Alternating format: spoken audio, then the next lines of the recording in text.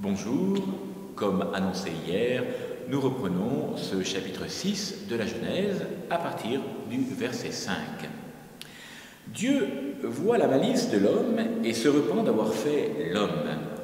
Le repentir de Dieu et son affliction expriment sous un mode humain l'exigence de sa sainteté qui ne peut supporter le péché, comme on le voit dans le premier livre de Samuel au chapitre 11, où Dieu se repent d'avoir fait de Saül un roi.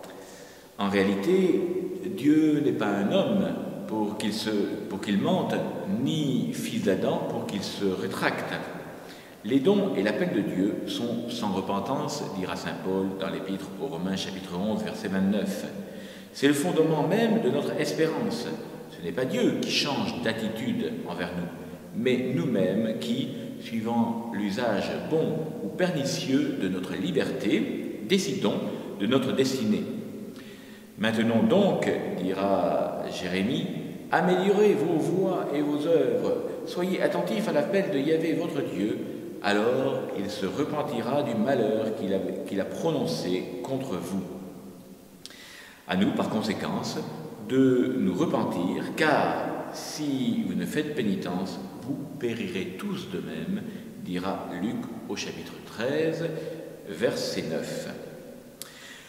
Le verset 7 du 6e chapitre de la Genèse nous dit « Dieu établit alors son plan et effacer les hommes et les bestiaux de la surface de la terre. » Saint Jean Chrysostome dira à ce sujet « Je détruirai toutes les œuvres que j'ai faites, depuis l'homme jusqu'à l'animal. Quand l'homme devient agréable à Dieu, la création participe à sa félicité, ainsi que le dit saint Paul dans l'Épître aux Romains. La création elle-même sera détruite, délivrée de l'esclavage, de la corruption, vers la liberté des fils de la gloire de Dieu. Mais, comme le péché de l'homme amena sur la terre la malédiction, il fallait que le déluge détruisit tout ce qui était son domaine. Au verset 9, Noé, seul homme juste de l'Ancien Testament, il y en aura 5 dans le Nouveau, donc Noé seul trouve grâce auprès de Dieu. Les versets 13 à 22, Dieu annonce son plan de destruction de la terre à Noé. Il l'invite à faire une arche en bois de cyprès. Il y a ici un certain nombre de précisions concernant cette arche qui n'échapperont pas au Père de l'Église. Écoutons tout d'abord saint Augustin dans la Cité de Dieu. Dieu ordonne à Noé de faire une arche. Celle-ci est la figure de la Cité de Dieu pèlerine en ce monde, c'est-à-dire de l'Église qui est sauvée par le bois où fut crucifié le médiateur de Dieu et des hommes, l'homme Jésus-Christ.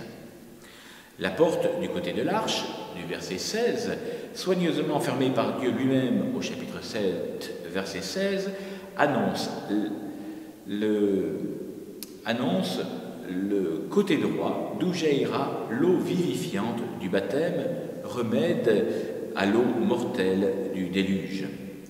Le monde en agonie, à cause des péchés, entre dans l'arche. Dans son agonie, Jésus a fait entrer dans son arche tous les péchés du monde. Côté de l'arche, ce côté s'ouvre pour donner la vie à la fin du déluge. Le côté du Christ s'ouvre pour redonner la vie à l'humanité perdue par le péché. Donc, nous reprenons ce chapitre 6, versets 13 à 22. Dieu annonce le déluge qui va tuer toute chair qui a en elle souffle de vie. Dieu annonce qu'il fera une alliance avec Noé. C'est la première alliance, non pas un pacte bilatéral, mais un engagement gracieux que Dieu prend vis-à-vis de ceux qu'il a discernés. D'autres alliances suivront celle-ci, avec Abraham en Genèse 15 et 17, avec tout le peuple de Dieu en Exode 19, 1, en attendant la nouvelle alliance conçue à la plénitude des temps par Jésus lui-même en Matthieu 26, verset 28. Dieu donne ensuite les consignes. Noé doit entrer dans l'arche avec sa famille, un couple de chaque espèce doit être embarqué, ainsi que la nourriture pour eux et pour lui. Dieu fit tout comme Dieu avait commandé, ce que n'oubliera pas de mentionner l'épître aux Hébreux au chapitre 11, verset 9, montrant là ici une obéissance de la foi. Je vous invite à continuer de bien vous préparer à ces célébrations pascales. Vous le savez, le Christ Jésus donne sa vie pour nous. Nous aussi, nous devons veiller et voir comment nous pouvons donner notre vie pour les autres, pour grandir dans l'amour, grandir dans la charité, accueillir toutes ces grâces que le Seigneur veut nous donner, particulièrement dans ces jours saints. Bon courage à vous, à très bientôt. Nous nous retrouvons demain pour commencer